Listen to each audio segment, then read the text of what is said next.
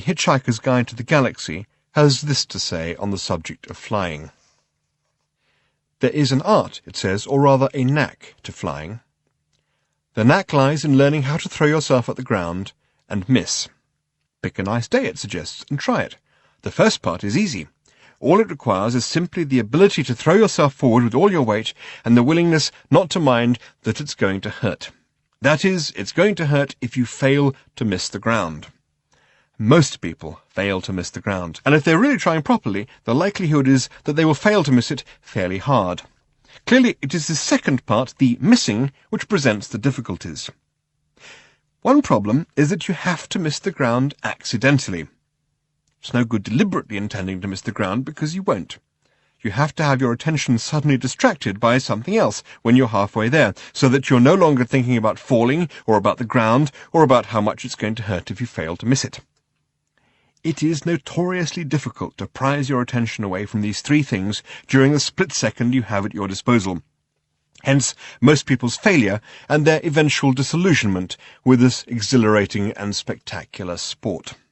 If, however, you are lucky enough to have your attention momentarily distracted at the crucial moment by, say, a gorgeous pair of legs, or tentacles, pseudopodia, according to phylum and or personal inclination, or a bomb going off in your vicinity, or by suddenly spotting an extremely rare species of beetle crawling along a nearby twig, then, in your astonishment, you will miss the ground completely and remain bobbing just a few inches above it, in what might seem to be a slightly foolish manner. This is a moment for superb and delicate concentration. Bob and float, float and bob. Ignore all considerations of your own weight and simply let yourself waft higher. Do not listen to what anybody says to you at this point, because they are unlikely to say anything helpful. They are most likely to say something along the lines of, "Good God, you can't possibly be flying." It is vitally important not to believe them, or they will suddenly be right. Waft higher and higher. Try a few swoops, gentle ones at first, then drift above the treetops, breathing regularly. Do not wave at anybody. When you have done this a few times, you'll find the moment of distraction rapidly becomes easier and easier to achieve.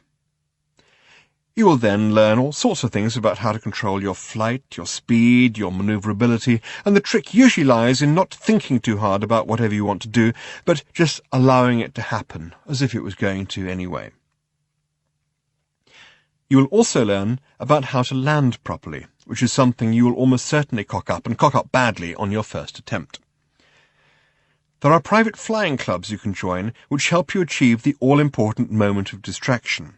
They hire people with surprising bodies or opinions to leap out from behind bushes and exhibit and or explain them at the critical moments.